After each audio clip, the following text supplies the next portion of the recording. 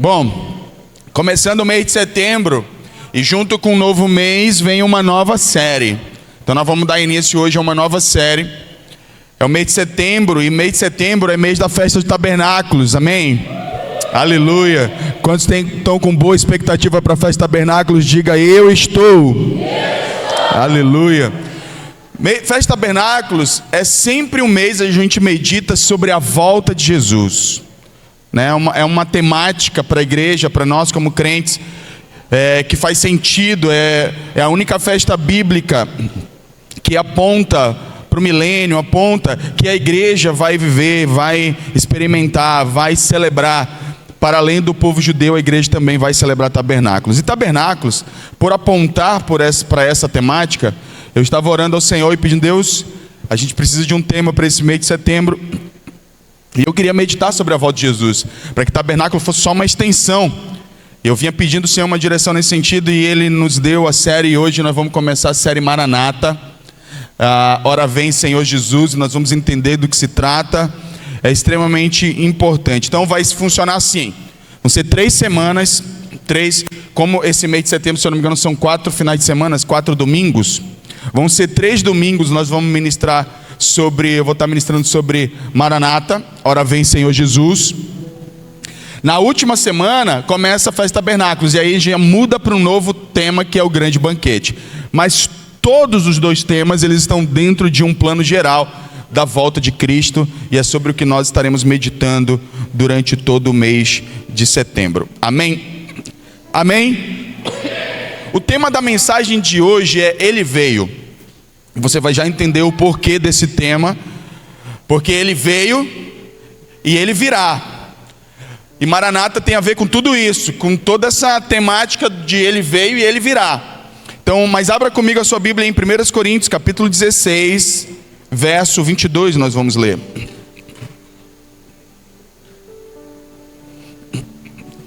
1 Coríntios 16, 22. Se alguém não ama ao Senhor, seja amaldiçoado. Maranata. Aleluia. Vou ler novamente. Se alguém não ama o Senhor, seja amaldiçoado. E aí o apóstolo Paulo termina com a afirmação Maranata.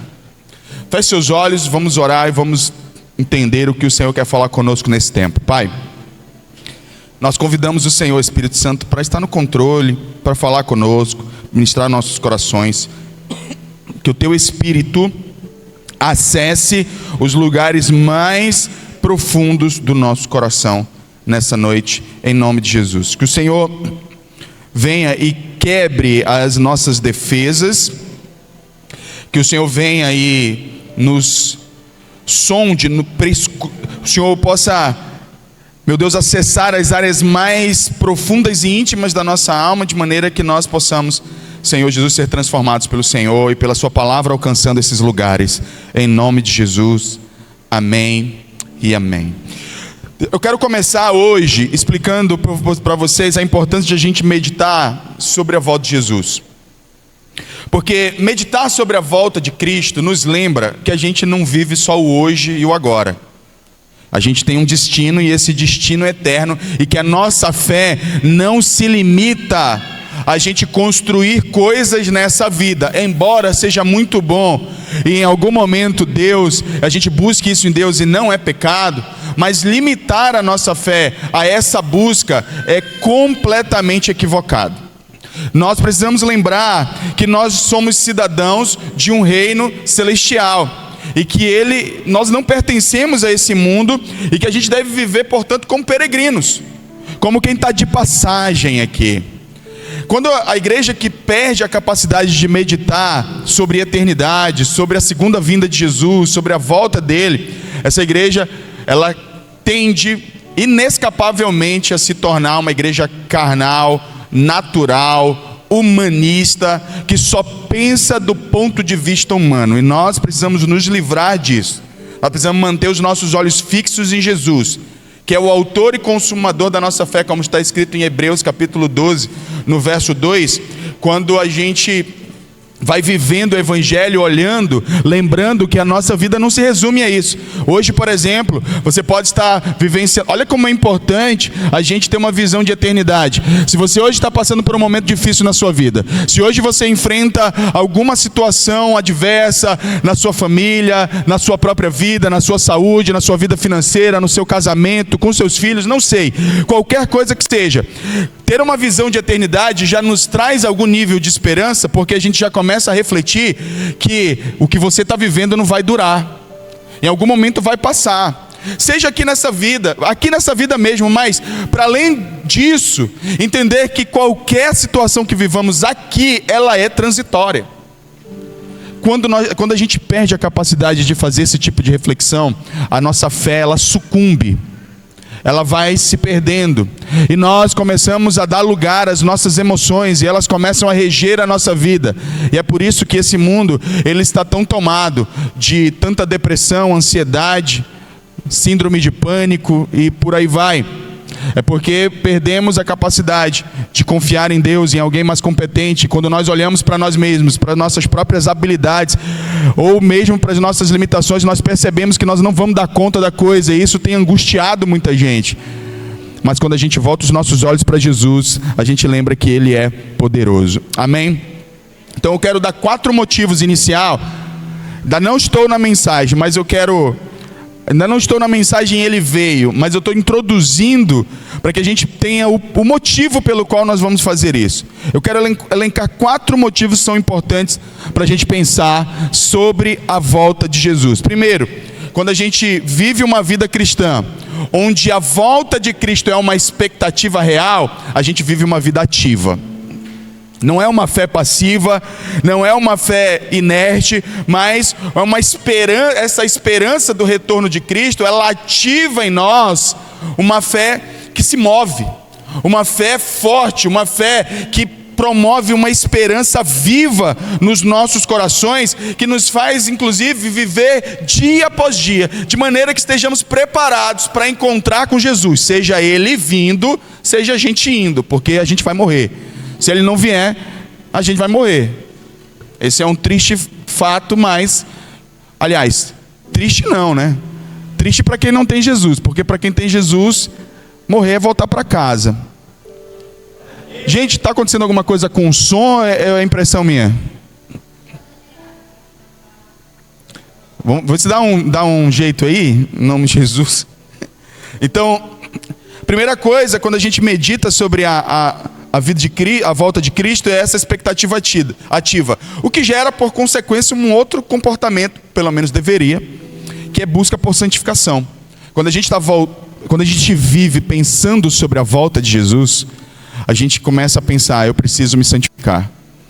Boa parte, e talvez em grande medida, a nossa falha ou a nossa incapacidade, vou colocar nesse termo, de muitas vezes alcançar a santidade, está no fato de a gente estar o tempo todo pensando nessa vida e em seus prazeres.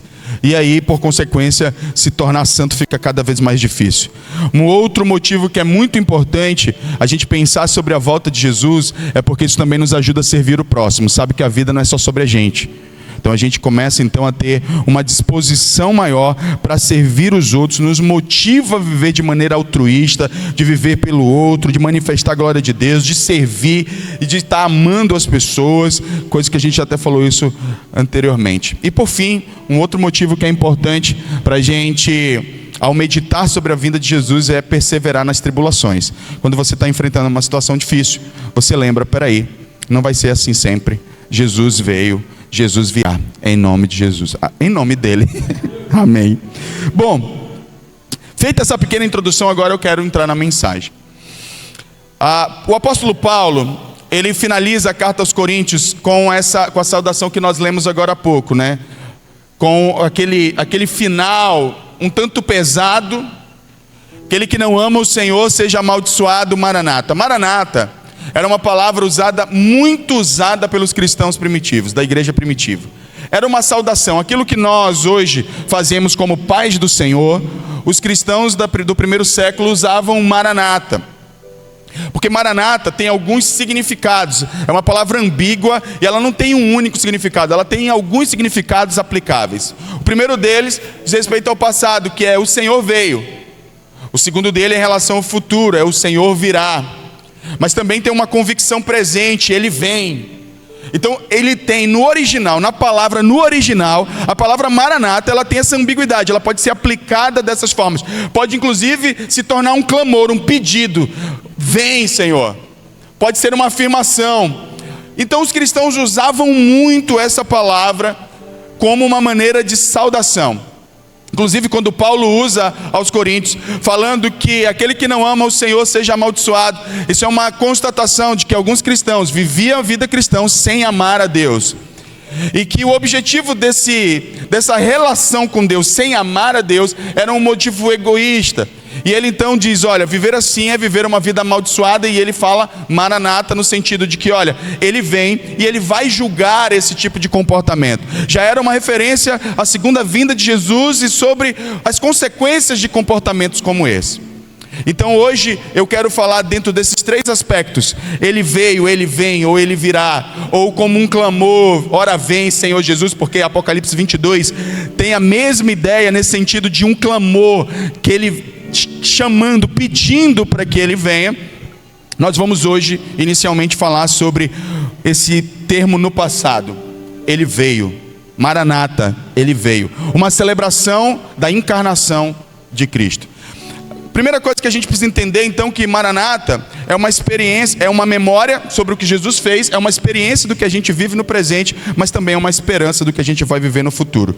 E no que diz respeito ao passado, o fato de Jesus ter vindo é extremamente significativo para nós. Caso você não tenha refletido, nós precisamos refletir sobre isso. Muito mais do que ter uma religião, é ter um Senhor, um Deus vivo. Porque a primeira vinda de Cristo, quando a gente hoje aqui juntos, celebrando, declarando como cristãos Maranata, nós estamos dizendo Jesus veio. Nós também estamos declarando que tudo o que a Bíblia predisse aconteceu. E isso é extremamente importante. Biblicamente existem mais de 300 profecias messiânicas cumpridas em Cristo. Tudo que no Antigo Testamento, mesmo que alguém se esforçasse para cumprir em si mesmo essas profecias, seria altamente improvável da forma como aconteceu, e principalmente a maior de todas elas, o sofrimento dele. Poucas pessoas iriam se propor a fazer isso, a sofrer como sofreu, a pagar o preço que pagou, a humilhação pela qual passou, sem que houvesse um propósito eterno nessa humilhação. Ele não ganharia nada se não houvesse um propósito eterno. Então ele veio e nele se cumpre a palavra de Deus. Ele é o Messias. É importante meditar sobre isso. Já parou para pensar? Sabe por quê que é importante a gente meditar sobre isso? Porque isso nos coloca no trilema de C.S. Lewis, quando escreveu o livro dele, O Cristianismo Puro. Ele escreveu sobre um trilema. O que é um trilema? É uma dúvida entre três posicionamentos. Um dilema é uma dúvida entre dois posicionamentos, e um trilema é uma dúvida entre três posicionamentos. E quando o C.S. Lewis propôs o trilema dele, ele propôs que o Cristo é um mentiroso, e tudo que ele falou a respeito dele não é verdade, e ele estava mentindo, e para isso muita gente morreu por uma mentira, um bando de lunático, né? A segunda opção é essa: ou ele era um lunático, que ele tinha esquizofrenia, Jesus era esquizofrênico, e ele tinha tipo aquelas pessoas que têm a síndrome de Napoleão, que acreditavam ser Napoleão, ou que acreditam ser super-heróis, ou que acreditam, tem um cara na internet que ele acredita que ele é do FBI, não sei se alguém já viu, ele acredita verdadeiramente que ele é do FBI. Aquilo ali é um nível de esquizofrenia. Ou Jesus era igual aquele cara esquizofrênico, ou a terceira opção, ele é o que ele diz que ele é. Ou ele é Deus. Quando a gente é colocado nessa posição de refletir sobre essa questão, a gente tem que tomar uma decisão na vida diante dele. A gente tem que decidir que tipo de relação nós vamos ter. Então ele veio, é um confronto direto ao fato de que a gente tem que fazer alguma coisa a respeito de quem é Jesus para nós. Que a gente não pode ser indiferente e olhar para Jesus meramente como um homem bom, como um homem histórico, mas como Deus, como o Filho de Deus que encarnou, pagou o preço dos nossos pecados, foi à cruz, ressuscitou o terceiro dia, subiu aos céus, está sentado à direita de Deus e vai voltar para buscar a sua igreja. Porque esse é o quadro geral do que ele disse a respeito dele mesmo.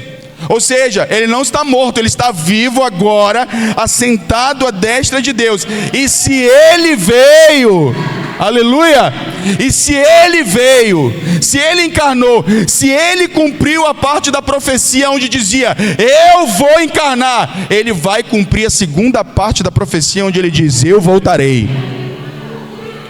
Isso é muito importante a gente pensar sobre isso. Porque a maioria de nós, quando não reflete sobre essas coisas, vive uma vida completamente fora da vontade de Deus, mesmo como cristão. E eu vou já explicar como que isso acontece. Não é consciente, pelo menos não na maioria das vezes. A gente simplesmente vai seguindo o curso desse mundo. Mas, o que nós temos de certeza com o fato de que ele veio? É que se historicamente ele já se manifestou, ele vai fazer isso também na sua segunda vinda. Por que não faria? Se Cristo se manifesta, ele nasce, ele divide a história no meio, em antes e depois dele. As profecias se cumprem na vida dele. Por que a gente pode ficar tentado a achar, ou pelo menos se acomodar no fato de que achando que ele não vai voltar, ou de que ele não vai voltar na minha geração? Querido, deixa eu falar uma coisa para você.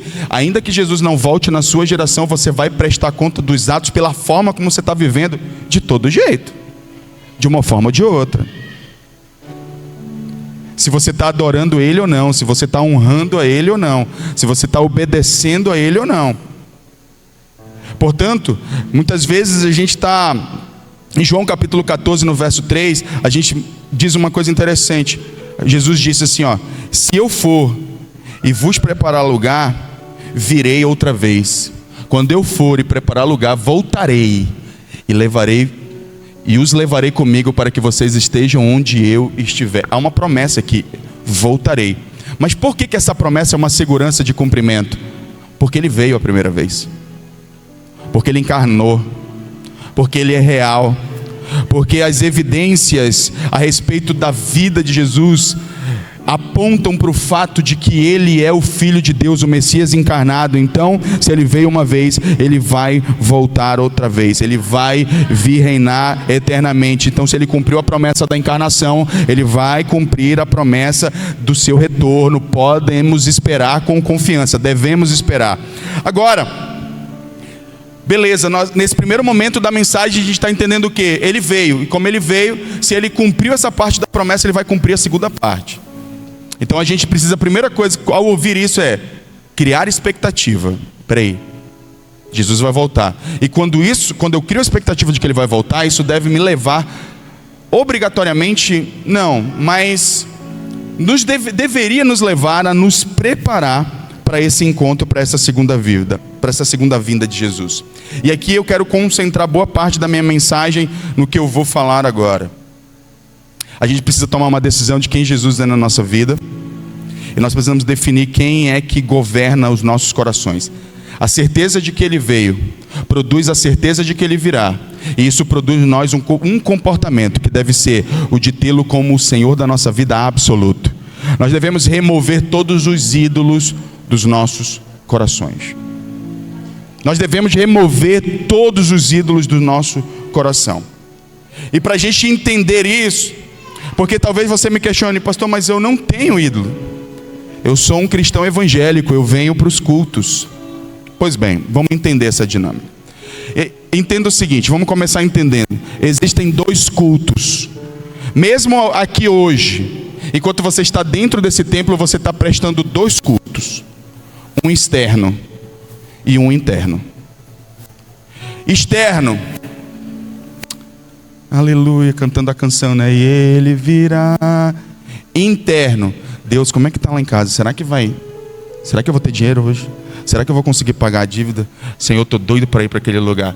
Enquanto você faz uma coisa externamente, você pensa outra internamente. Inclusive, talvez você possa estar aí sentado, não ouvindo o que está sendo dito aqui. Você está aí e muitas vezes você está mexendo no celular. Culto externo, você sentado na cadeira olhando, supostamente olhando para o pregador.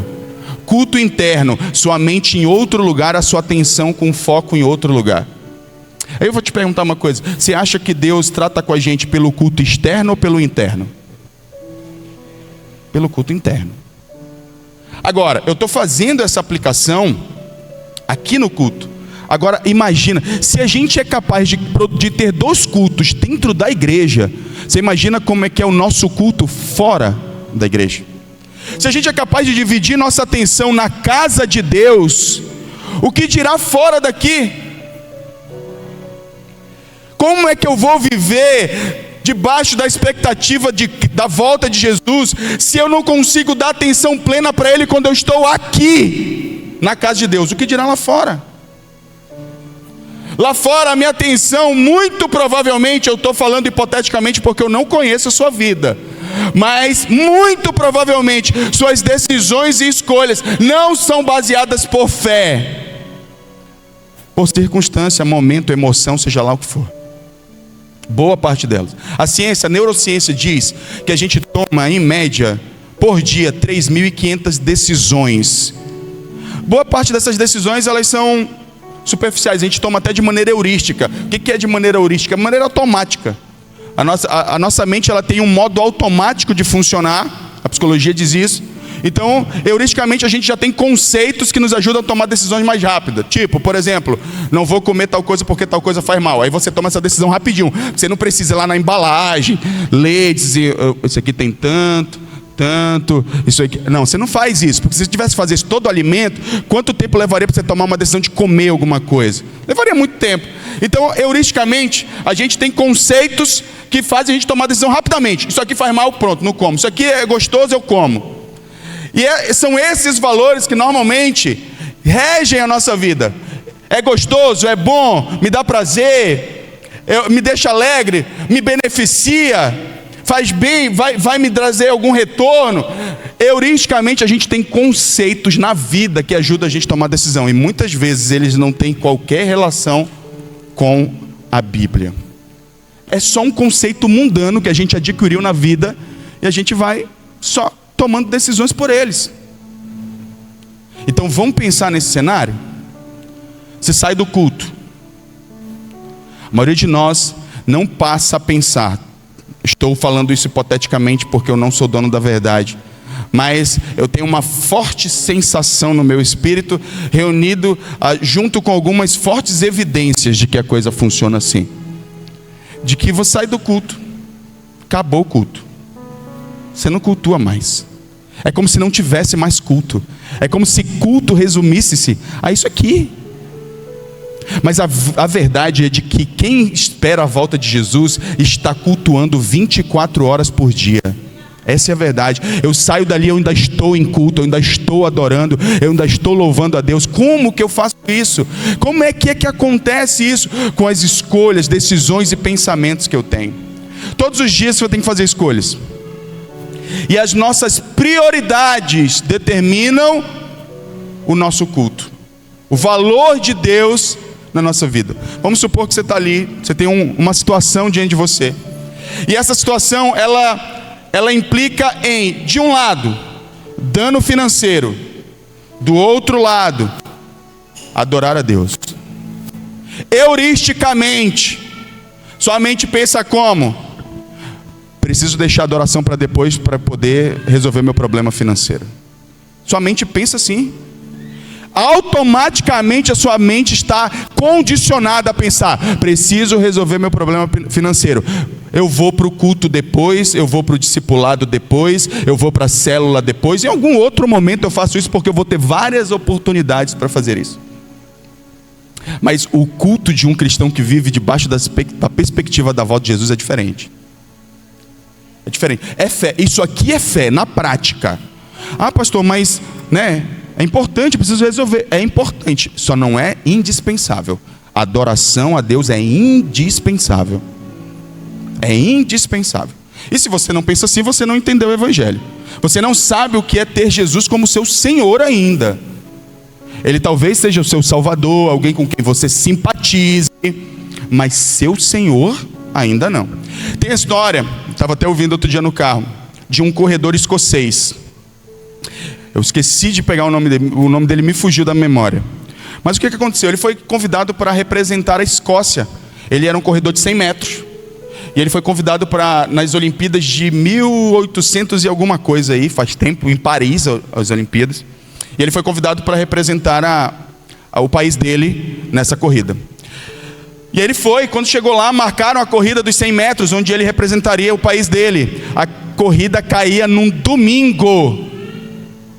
E aí o que ele fez? Ele disse, não vou.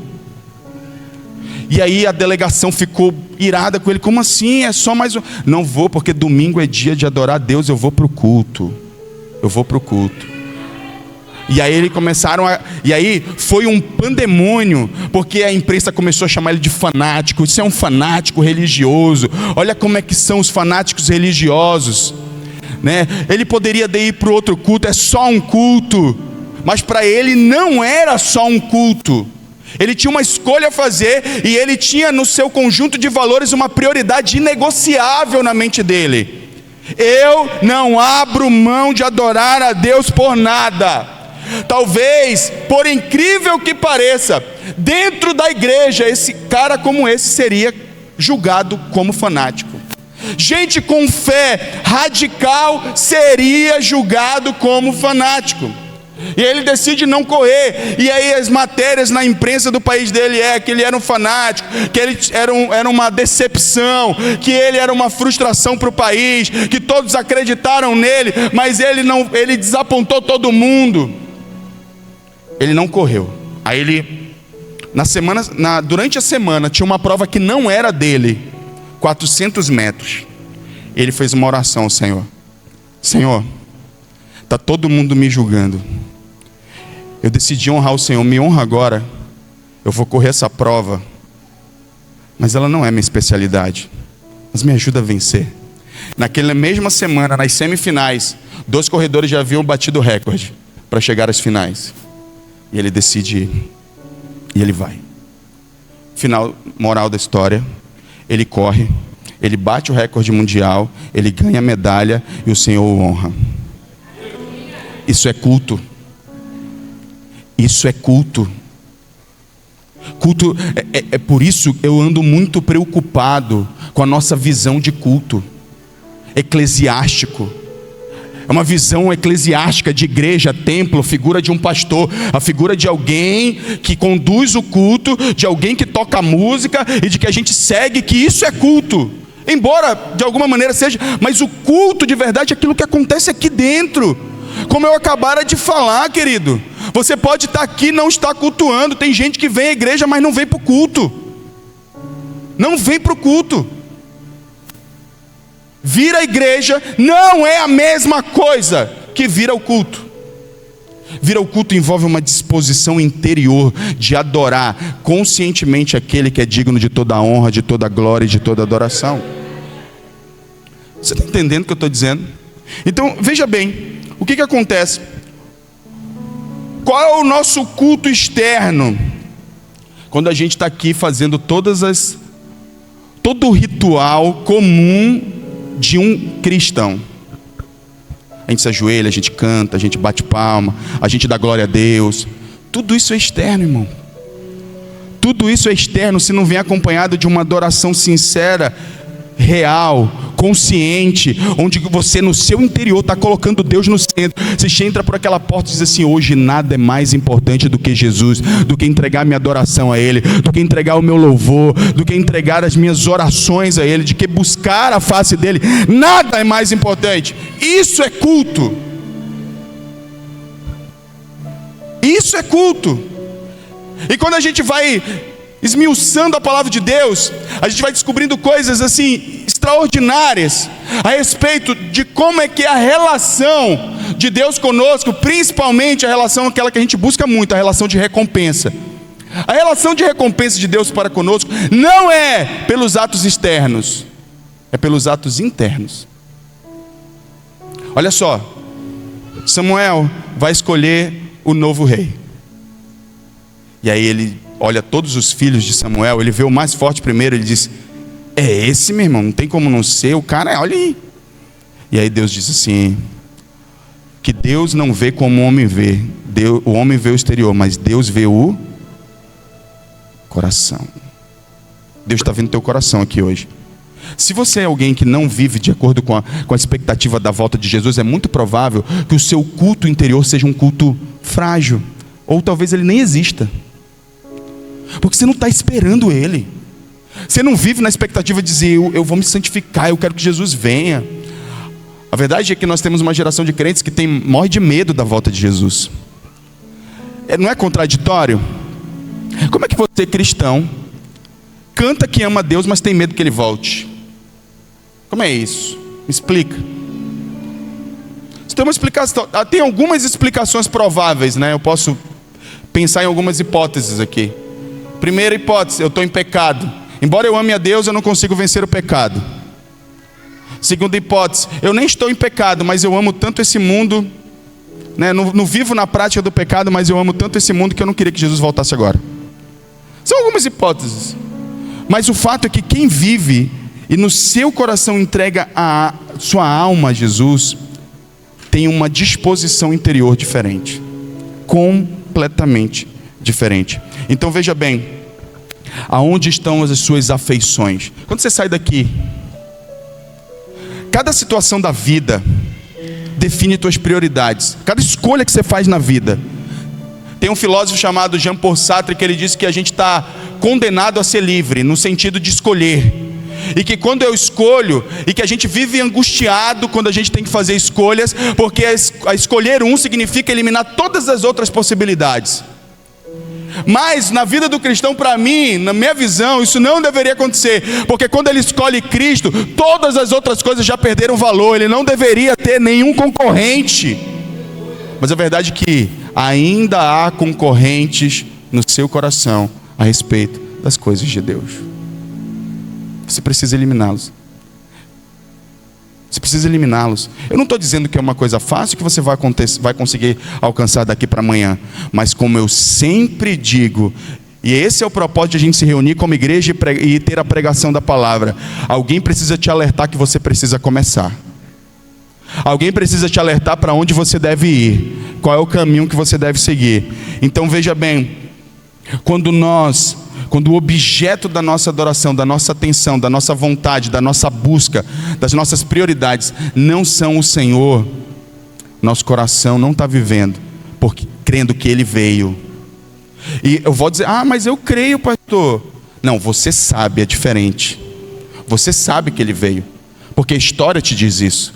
Mas você crer, nesse aspecto, crer implica em obediência. É impossível falarmos de fé dissociado de obediência. Não dá. Se eu creio, a resposta inata da obediência, da fé é: eu obedeço. Quando eu creio, eu obedeço. Quando eu creio, eu obedeço. Quando eu creio, eu obedeço. Mas a maioria das vezes nós estamos tomando direções opostas a respeito disso. Então, Romanos, no capítulo 2, verso 2, coloque esse texto na tela para a gente meditar. Romanos 12, 2. Ele não vai colocar, não vos amoldeis a este mundo, mas transformai-vos pela renovação da vossa mente, para que possais experimentar com boa, perfeita e agradável é a vontade de Deus. Veja bem, não se amoldem ao padrão deste mundo. O que acontece quando o meu culto interior, quando eu não tenho culto interior, eu vivo por qual padrão? Se no teu dia a dia, pensa comigo, se no teu dia a dia as tuas escolhas, elas não estão refletindo a vontade de Deus na Bíblia, significa dizer que o padrão que está posto é o padrão deste mundo. É o padrão desse mundo. Significa dizer que se você não é alguém que conscientemente para e pensa, tem que tomar uma decisão aqui, como é que ela vai glorificar Deus? como é que essa minha decisão honra o Senhor? Eu estou obedecendo quando eu tomo essa decisão? Se você não faz esse tipo de reflexão, significa que você faz você toma essas decisões de forma automática. Aí eu te pergunto, o fato de você não parar e pensar sobre qual a vontade de Deus para as decisões que você tem que tomar, já revelam automaticamente e por si só o padrão que está posto. É o padrão do mundo, porque só tem uma maneira do padrão do mundo não estar governando, é quando eu me proponho a refletir sobre qual é a vontade de Deus para aquela situação. Fora isso, eu vou agir pelo meu padrão conhecido. O que é mais comum? Aí você vai ter que tomar, vamos lá, aí você tem que tomar decisões entre escolher questões financeiras e Deus, prazer e Deus, trabalho e Deus, o que mais? Às vezes, eu vou colocar aí, não sei se vai escandalizar alguém, família e Deus, porque tem muita gente endeusando família, embora seja algo do coração de Deus, não é Deus. A gente precisa colocar isso muito, deixar isso muito claro. A sua família é algo do coração de Deus, mas não é Deus, porque se fosse Deus, o próprio Jesus não teria colocado que ele traria espada entre pai e filho, entre irmão e irmã. Significa dizer que muitas vezes, por amor a Jesus, podem haver alguns conflitos relacionais dentro da família. Aí a gente coloca, e aí quais são os valores que a gente carrega? Valores mundanos. Mundanos. É o padrão que está estabelecido dentro de nós. Você é alguém que toma decisões pelo automático? Por que é importante a gente pensar sobre isso? Eu volto a dizer, isso aqui eu tô fazendo aqui, quero trazer a reflexão dos desdobramentos de uma vida cristã que ela não é voltada para uma visão espiritual. E a maior de todas as visões espirituais que um crente pode ter é esperar a volta de Jesus, é viver nessa expectativa. Então, eu vou dar um exemplo bíblico de alguém que tomou uma decisão assim, heuristicamente, no automático. Gênesis capítulo 25, do verso 29 ao 34. Olha esse exemplo aqui. Olha, às vezes tem decisões que vão ser decisivas para a tua vida espiritual, e você toma ela no automático, e você destrói uma grande oportunidade na sua vida. Certa vez, quando Jacó preparava um ensopado, Esaú chegou faminto, voltando do campo. E pediu-lhe, por favor, deixe comer desse ensopado vermelho aí, estou faminto. Por isso Esaú foi chamado Edom. Jacó respondeu, venda-me primeiro o seu direito de primogenitura. Ele chega no momento de decisão da vida dele, tem que fazer uma escolha. Ou a minha primogenitura, ou eu como. Heuristicamente, no automático, aqueles atalhos de forma de pensar, pensa, se eu não comer, eu morro, do que me vale a primogenitura? Tem lógica ou não tem esse pensamento? Tem lógica ou não tem, irmãos? Tem lógica, só não tem fé nele. Lógica tem, só não tem é fé. E esse é o problema de algumas pessoas pensando. Sua forma de pensar tem lógica, só não tem fé. Oi. A sua forma de pensar tem lógica, ela só não é acompanhada de fé. Aí ele toma uma decisão, a pior decisão que ele poderia ter tomado na vida dele. Pode passar. Pode passar. Esaú disse, estou a ponto de morrer, de que me vale essa porcaria de primogenitura? É assim que a gente pensa.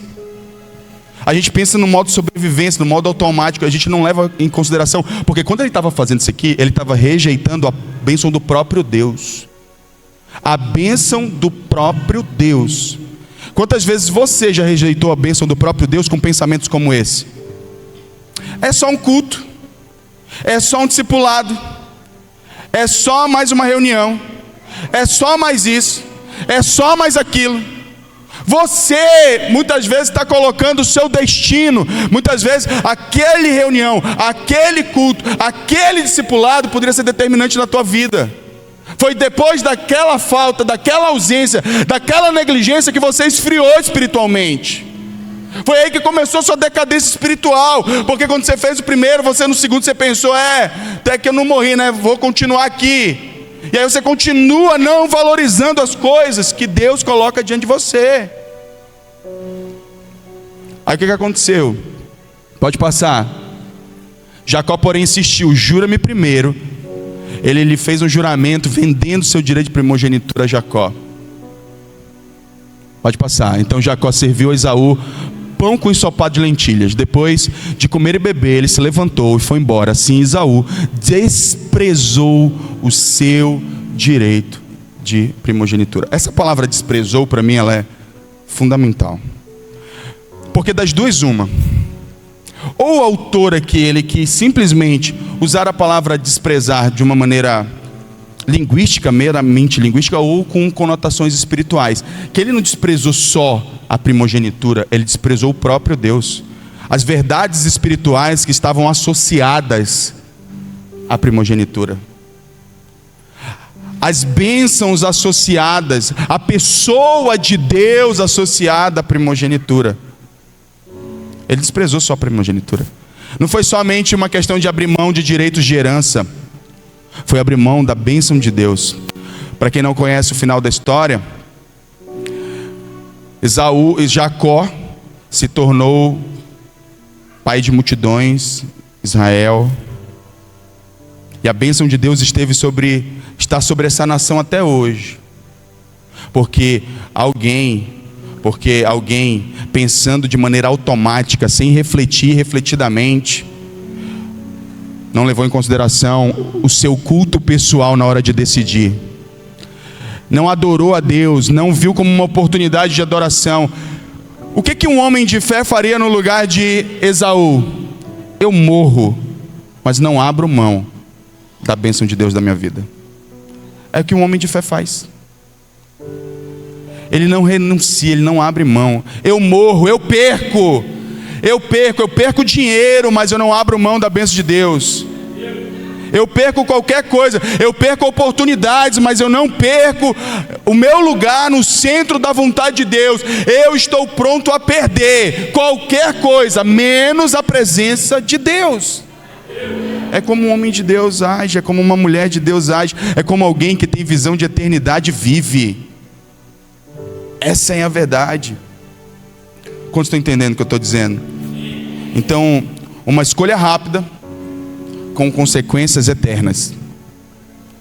Existem escolhas rápidas que você faz na sua vida que vão ter consequências eternas.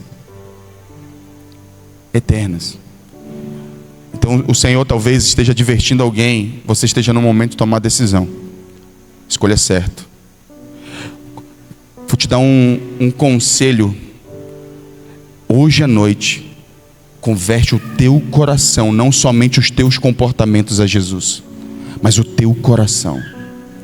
Jesus, até hoje, eu te dava a minha mão levantada, a minha boca cantava as canções, eu vinha para o culto, eu saio da minha casa, eu venho para o culto. São comportamentos maravilhosos, maravilhosos, mas não se comparam a um coração que se entrega. O homem que criou o exército da salvação, ele dizia assim que ele preferia ter orações, um coração sem palavras, do que palavras sem um coração. Eu acho linda essa frase. Porque às vezes a gente tem palavras, mas não tem nada embutido nelas de real. Nada. É vazio de verdade espiritual. Porque enquanto ele orava, ele não conseguia falar para Deus. E aí ele disse: Senhor, não consigo dizer nada, mas eu prefiro ter um coração sem palavras, mas com toda a verdade espiritual que ele carregava naquele momento, do que palavras sem um coração. Assim que a gente tem que viver a nossa vida. É assim que alguém... Por que eu estou falando disso, gente? Porque esperar a volta de Cristo é algo tão interno, é uma adoração tão profunda, que só aqueles que realmente querem Jesus conseguem viver assim. Só. Não é uma expectativa que o homem natural seja capaz de produzir em si mesmo. Não é. Até porque o dia a dia consome. As preocupações, as responsabilidades, elas sufocam. Então, é facilmente perdido. E somente um homem que está numa relação com Cristo é capaz de manter essa expectativa. Quando eu me refiro a homem, falo homem e mulher. Então, cada pequena decisão do nosso dia a dia Ou é um ato de adoração a Deus, ou é um ato de afastamento de Deus. E aí muitas vezes nós nos questionamos: poxa, eu não estou bem espiritualmente, não estou conseguindo crescer, eu não sei o que está acontecendo, eu vou para a igreja todo domingo. Porque não se trata do que você faz aqui, meu lindo. Não, meu lindo não, porque meu lindo é...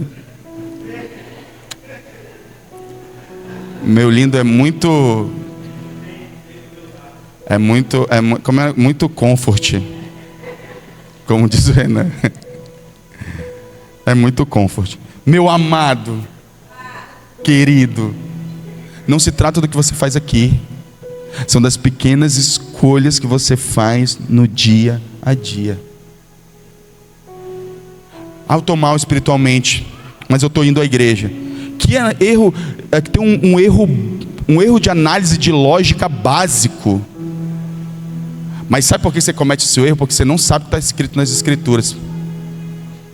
Você faz uma análise errada da realidade porque você não conhece a palavra de Deus.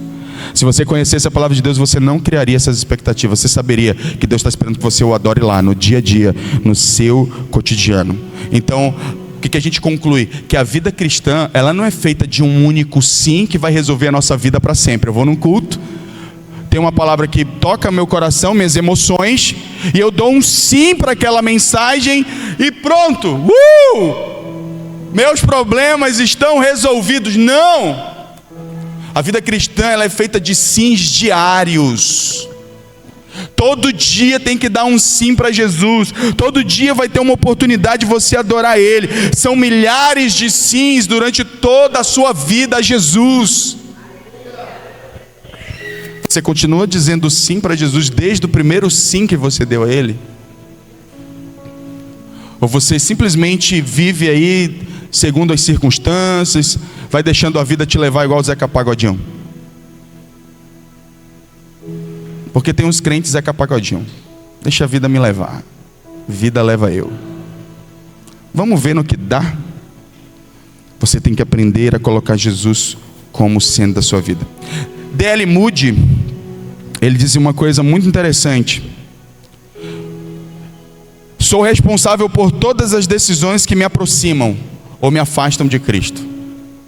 Sou responsável por todas as decisões que me aproximam ou me afastam de Cristo. Por isso eu quero finalizar nessa noite com Apocalipse capítulo 22, verso 20. Que possamos viver o clamor desse texto, escolhendo diariamente estar pronto para a volta de Jesus. Aquele que dá testemunho destas coisas diz: sim, sim, venho em breve. Amém. Vem, Senhor Jesus. Aqui virou um clamor. Por que é importante que você entenda Maranata? Porque Maranata, hoje a gente está dizendo o seguinte: Jesus veio hoje. E isso implica responsabilidades que a gente tem que ter na nossa relação com Ele. Mas quando a gente vive essa realidade, a gente estreita, a gente vive uma vida de adoração, essa constatação, essa palavra que constata que Jesus veio, ela vai se transformar em um clamor. Já não é mais Jesus veio, agora você deseja que Ele venha, porque você ama a presença dEle acima de todas as coisas. E é o que Jesus quer que aconteça conosco. O apóstolo Paulo, em 1 Timóteo capítulo 4, no verso 8, ele fala sobre a coroa que lhe está reservada, porque agora ele vai ser morto pela sua fé. E ele fala, coloca aí 1 Timóteo 4, 8, o exercício físico é de pouco proveito. Não, não é esse não. 2 Timóteo, vê se é segunda. E aí ele vai falar sobre a coroa que está reservada, mas não somente a ele, mas a todos aqueles que amam a vinda de Jesus. Ou seja, o apóstolo Paulo afirma por essa palavra que existe um grupo de cristãos, ou melhor, que os cristãos amam a vinda de Jesus. 8, não tem, depois eu vejo qual é o texto, eu esqueci agora. Mas o fato é que nós precisamos amar a vinda de Jesus. Precisamos amar a vida de Jesus. Fique de pé nessa noite em nome de Jesus.